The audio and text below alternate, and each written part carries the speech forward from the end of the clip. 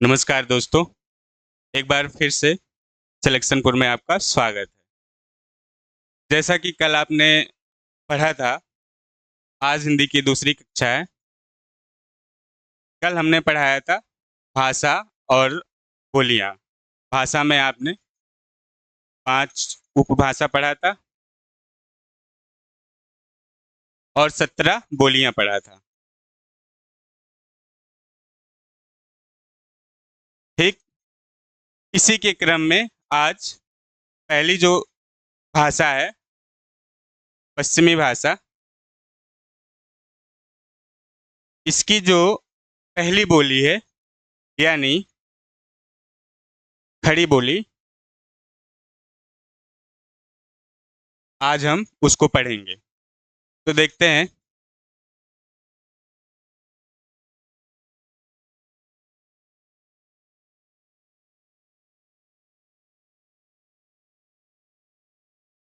खड़ी बोली पश्चिमी हिंदी के अंतर्गत आती है।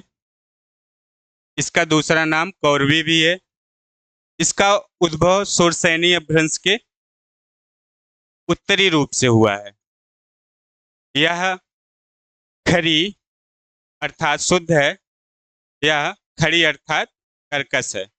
तो अगर बोलियों से क्वेश्चन बनते हैं या सवाल बनते हैं तो खड़ी बोली से अधिकतर क्वेश्चन बनते हैं, क्योंकि खड़ी बोली इंपॉर्टेंट है। यह जो क्लास है हिंदी भाषा उद्भव और विकास, यह ना सिर्फ यूपीएसआई के लिए है, बल्कि इसको इतना डिटेल में पढ़ाया जा रहा है कि इसको आप यूपीएसआई वनडे के किसी भी एग्जाम जिसमें हिंदी पूछा जाता है, एलटी, टीजीटी, पीजीटी, ये क्लासेस सबके लिए है। तो आइए देखते हैं हम आगे।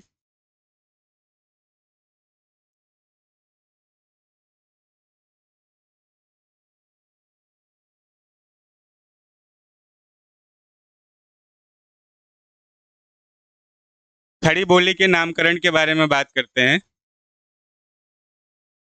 लल्लू लाल ने इसे खड़ी बोली कहा था, जो कि हिंदी के बहुत पुराने प्राचीन कवि माने जाते हैं। उसके बाद आचार्य रामचंद्र शुक्ल, जैसा कि आप जानते हैं, हिंदी साहित्य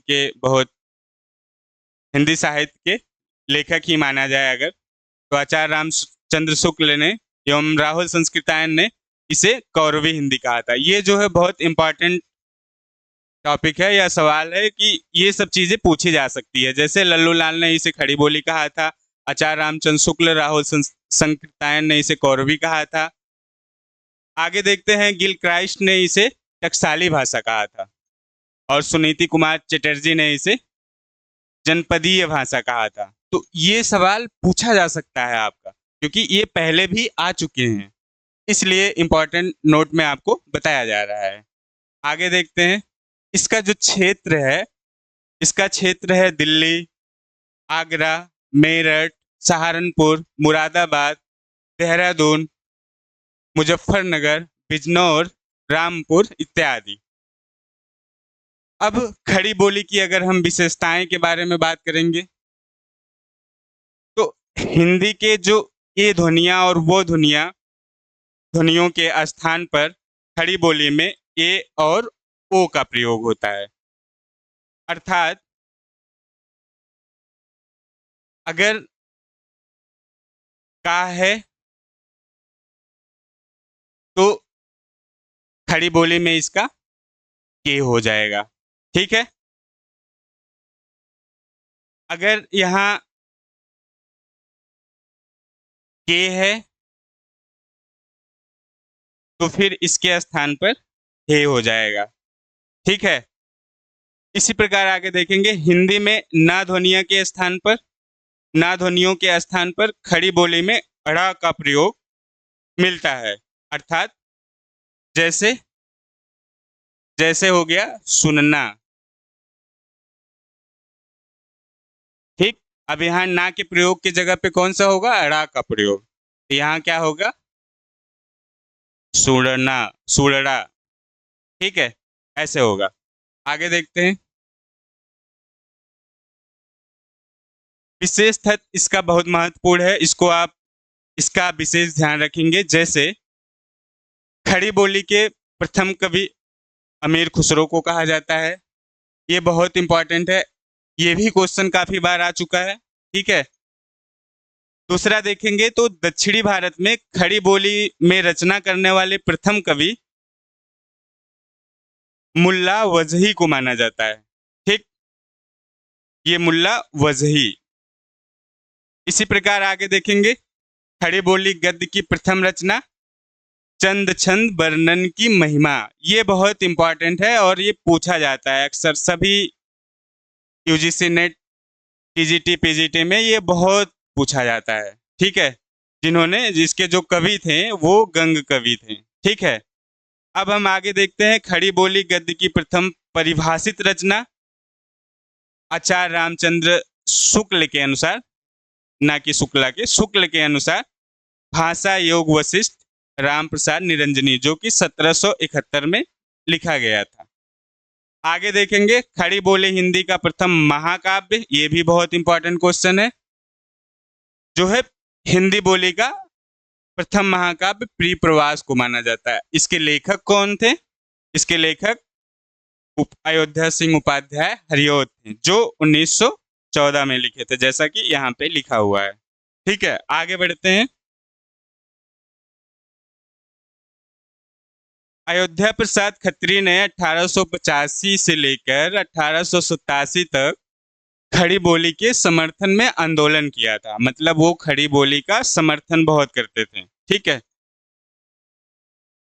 उसके बाद वहीं पे आगे चलते हैं, बाबू जगन्नाथ दास रत्नाकर ने खड़ी बोली के समर्थकों को हठी एवं मूर्ख कहा था। मतलब वो कहते थे ये लोग बहुत जिद्दी हैं, यानी हठी हैं, और मूर्ख भी बोला था उन्होंने। ठीक है। अब अब हम इसकी खड़ी बोली की शैलियों की बात करते हैं। वर्तमान में खड़ी बोली की निम्नलिखित 3 शैलियां हैं। जैसे पहली शैली हिंदुस्तानी,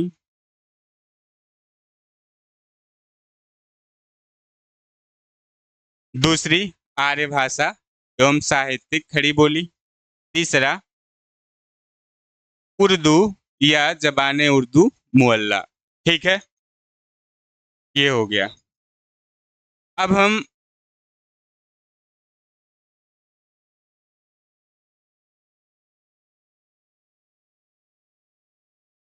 पश्चिमी उपभाषा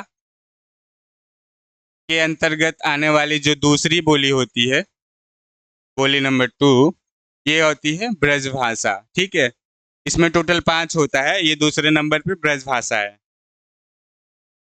ब्रजभाषा का सबसे पहले हम अर्थ देखते हैं। पशुओं या गौओं का समूह ब्रजभाषा यानी कि इसके नाम से जाना जाता है। ब्रजभाषा के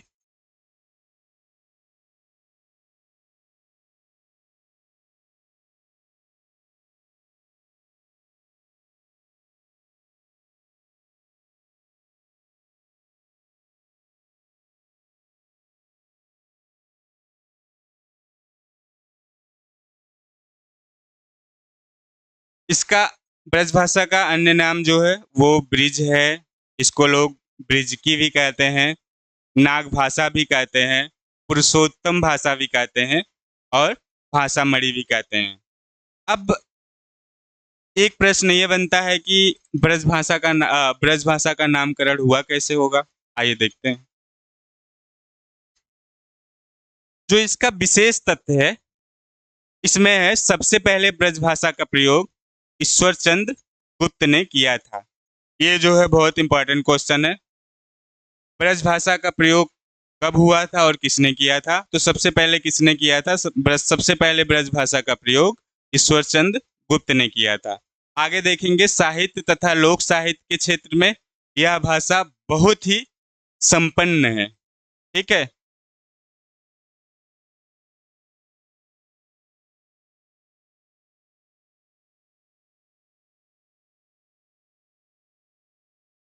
इसके जो प्रमुख कवि हैं, यानी ब्रजभाषा में लिखने वाले जो कवि हैं, ठीक है, इसमें अगर देखा जाए तो अष्टछाप के सभी कवि पाए जाते हैं। आगे जो है आपने सुना होगा, रहीम दास हैं, रसखान हैं, बिहारी हैं, देव हैं, रत्नाकर हैं, सत्यनारायण हैं, ठीक है, कवि रत्न हैं, इत्यादि लोग पाए जाते हैं। ठीक है, इसके अंतर्गत ये सभी कवि पाए जाते हैं। ब्रज भाषा का जो विकास माना जाता है, ब्रज भाषा का विकास शोरसैनी अपभ्रंश के मध्यवर्ती रूप से हुआ है। ब्रज भाषा का विकास शोरसैनी के मध्यवर्ती रूप से हुआ है। ब्रज भाषा का आरंभिक जानकारी सिद्ध हेमचंद, सिद्ध कवि, यहाँ पे सिद्ध कवि होगा, सिद्ध कवि हेमचंद के शब्दानुशासन, शब्दानुशासन उनकी एक रचना थी। ठीक है,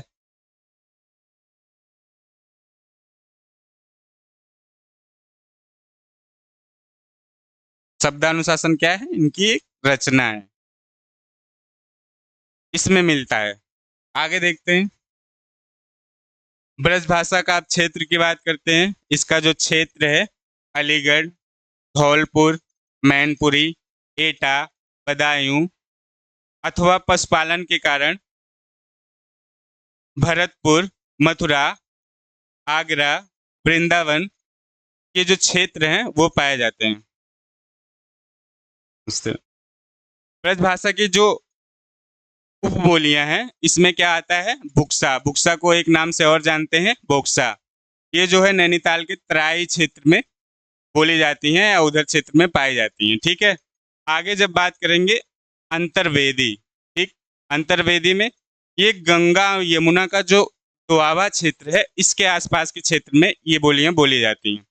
ऐसे ही है भरतपुरी, भरतपुर के आसपास, मथुरी, मथुरा के आसपास,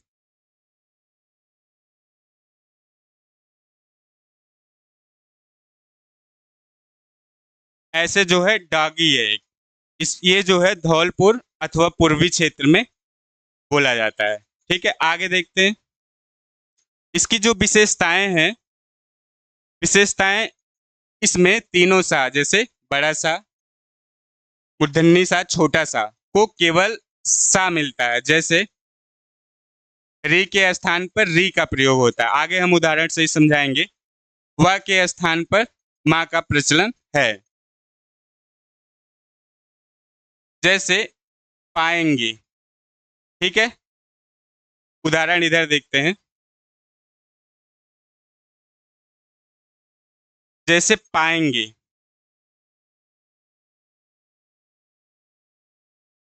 पाएंगे का क्या होगा, पामेंगे।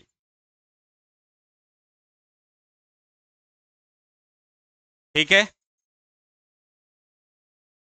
अब अगला उदाहरण है, जैसे प्रवीण,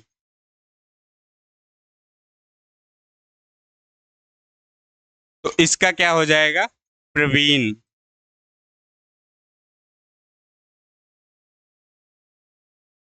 इस ऐसे ही आगे देखते हैं। डा, ढा, ला के स्थान पर रा का प्रयोग मिलता है। जैसे कड़ी का करी होता है, वैसे ही उलझ का उरज होता है। ऐसे खड़ी खड़ी बोली हिंदी के आकार कांत संज्ञाओं के स्थान पर औकारांत संज्ञाएं मिलती है, अर्थात हमारा के स्थान पर हमरो हो जाएगा। ठीक है, उनका के स्थान पर उनको हो जाएगा, उनको। अब आते हैं पश्चिमी हिंदी की।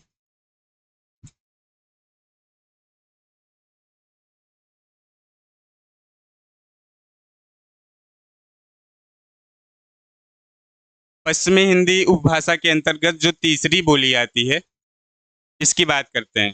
सबसे पहले इसका नामकरण के बारे में बात करते हैं। इसका नामकरण हिंदी के शौरसैनी अपभ्रंश से माना जाता है या हुआ है। ठीक है, यह बुंदेल राजपूतों के क्षेत्र बुंदेलखंड में बोली जाती है। इसका जो झांसी, छतरपुर, सागर के आसपास के क्षेत्र बुंदेल राजपूतों की प्रमुखता के कारण इसे बुंदेली के नाम से जाना जाता है। तथा यहाँ की बोली इसी आधार पर बुंदेली कहलाती है। जब बुंदेली बुंदेली का एक प्रकार से ये परिभाषा हो गया। ठीक है, अब आगे देखते हैं। जो इसका क्षेत्र है, इसका क्षेत्र झांसी, जालौन, ग्वालियर, ओरछा, सागर, नरसिंहपुर, सिवनी, होशंगाबाद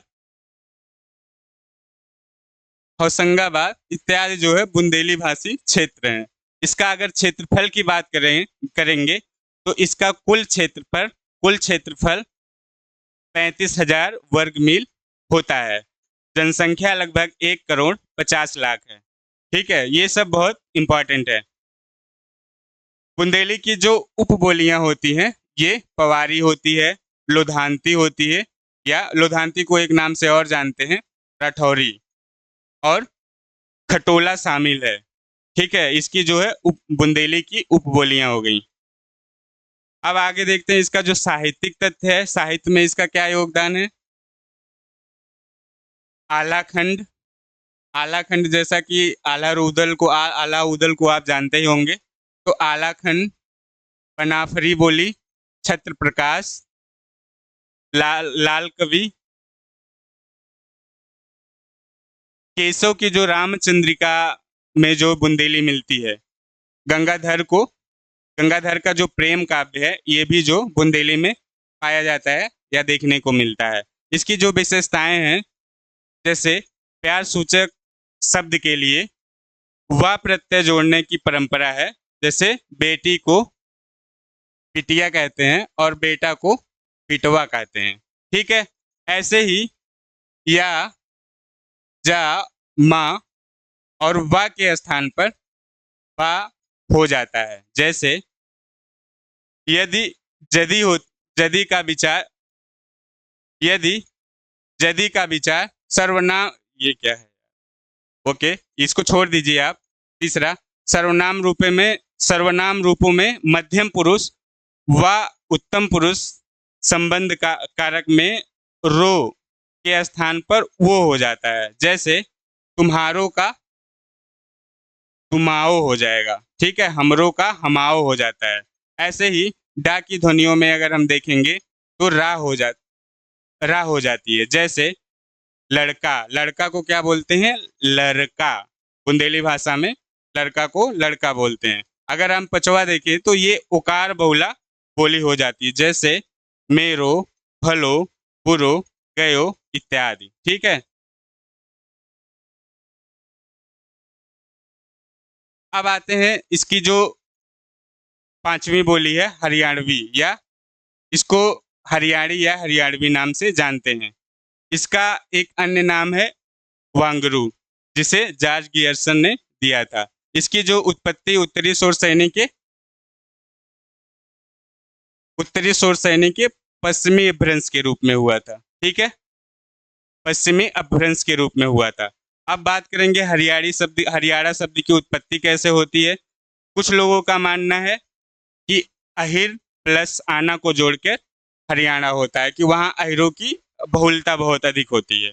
ठीक है, इसी को बोलते हैं अहिरों का प्रदेश। एक मान्यता ये हो गई। और दूसरी मान्यता क्या है, हरि प्लस यान, यहाँ यानी कि भगवान का यान आया था। ठीक है, तो इसको जो है हम हरियाणा के नाम से जानते हैं। जो तीसरी मान्यता पाई जाती है, हरा अरण्य, यानी कि हरा प्रदेश, तो इसके नाम से भी हरियाणा जाना जाता है। जो इसका क्षेत्र है, संपूर्ण हरियाणा, दिल्ली का देहाती भाग, करनाल, रोहतक, हिसार, पटियाला आदि इसके जो है क्षेत्र हैं। जो इसकी विशेषताएं अगर देखेंगे तो ना के स्थान पर अड़ा का प्रयोग होता है। जैसे अपना, तो क्या हो जाएगा यहाँ, अपड़ा। अपना का क्या होता है, अपड़ा। ऐसे ही द्वित्व वर्णों की विशेषताओं में अगर देखा जाए तो बेटा का बेटा हो जाता है। ठीक है, बेटा का क्या हो जाएगा, बेटा हो जाता है। इसी प्रकार आगे देखेंगे क्रिया सूचक शब्दों का प्रयोग हैं, हे और हूँ के स्थान पर से, सें और सु का प्रयोग होता है। सें, सें और सु का प्रयोग होता है। जैसे आगे देखेंगे क्रियासूचक शब्दों में ता के स्थान पर ता का प्रयोग होता है। जैसे करता, करता है यहाँ पे, तो इसका क्या हो जाएगा, करदा हो जाएगा। यहाँ ता के स्थान पर दा का प्रयोग देखने को मिल रहा है। इसी प्रकार आगे आगे देखेंगे मुझे के स्थान पर मन्ने होता है। ठीक है, मुझे के स्थान पर क्या हो जाएगा, मन्ने होता है। और तुझे के स्थान पर तैनू होता है। ठीक है, ये हो गया हमारा इसका, इसकी विशेषताएं। अगली जो आती है कन्नौजी भाषा। ठीक है, ये भी जो है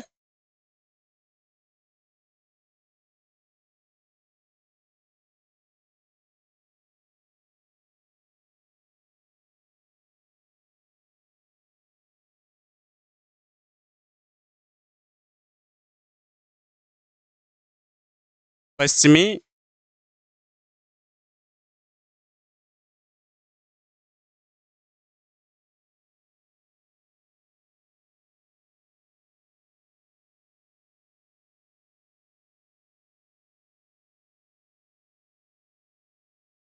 कन्नौजी जो बोली होती है, ये भी जो है पश्चिमी उपभाषा के अंतर्गत आती है। अगर हम इसके नामकरण की बात करें, नामकरण एवं उत्पत्ति की बात करें, तो पहला जो तथ्य माना जाता है वो कन्नौजी बोली कान्यकुब्ज ब्राह्मणों की अधिकता के कारण माना जाता है। ऐसा माना जाता है कि वहाँ पे कान्यकुब्ज ब्राह्मण की अधिकता या बहुलता बहुत अधिक है, इसीलिए जो है इसको कन्नौजी कहा गया। ठीक है, आगे जो दूसरी मान्यता है, सती का कान यहाँ गिरा था। ऐसा माना जाता है कि सती का कान यहाँ गिरा था, तो लोग कन्नौजी, मतलब कन्नौजी बोली की उत्पत्ति या कन्नौज की उत्पत्ति हुई। ऐसे ही आगे देखें, यह एक और मानता है कि यह ब्रज भाषा के अत्यधिक समीप है, जिस कारण कुछ लोग इसे ब्रज की उपबोली भी मानते हैं। कन्नौजी में केवल लोक साहित्य प्राप्त है, इसकी उत्पत्ति प्राप्त है, इसकी उत्पत्ति जो है ये भी जो है शोरसैनी अपभ्रंश से माना जाता है। ठीक है, पश्चिमी जो उपभाषा है, इसमें जो है इसकी सारी जो पांचों बोलियां हैं, इसकी उत्पत्ति जो है शोरसैनी अपभ्रंश से ही माना जाता है, तो इसको विशेष ध्यान रखिएगा। ठीक है, जो इसका क्षेत्र है, इसका क्षेत्र है इटावा, फर्रुखाबाद, शाहजहांपुर, कानपुर, हरदोई, पीलीभीत इत्यादि। इसकी जो उपबोलियां हैं, इसकी जो उपबोलियां हैं वो तिरहरी है, तिरहारी या तिरहरी। ठीक है, तिरहारी मानी जाती है। आगे देखेंगे इसकी जो विशेषताएं हैं, ए के स्थान पर, ए और औ के स्थान पर छोटा ए और वो होता है, वो का प्रयोग होता है। इसी प्रकार दूसरा अगर तथ्य देखेंगे, मध्यस्थ हा का प्रयोग लोप कहीं कहीं है। जैसे कहियो, तो यहाँ क्या हो गया, हा का जो है खत्म हो गया, हा को हटा दिया गया है, तो यहाँ कहिए की जगह पे कहियो हो गया। इसी प्रकार तीसरा देखा जाए, मध्य में आया वा के स्थान पर उ उच्चारित होता है। मध्य में आया वा के स्थान पर उ उच्चारित होता है। जैसे आगे देखेंगे सोवत।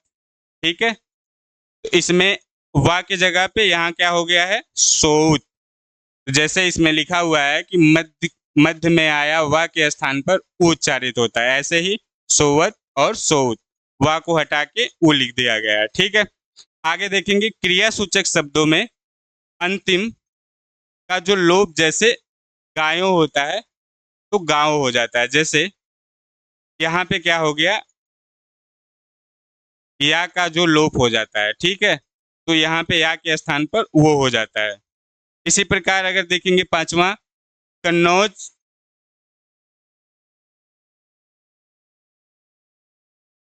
कन्नौजी बोली की प्रधानता प्रवृत्ति है। ठीक है, शब्दों का, इसके जो शब्दों का उकारांत होना, जैसे तुम्हारा, वही जैसे बताया आपने, तुम्हारा का तुमाओ, मेरा का मेओ, बड़ा का बड़ो, किया का करो, चला का चलो, या गया का गयो इत्यादि होता है।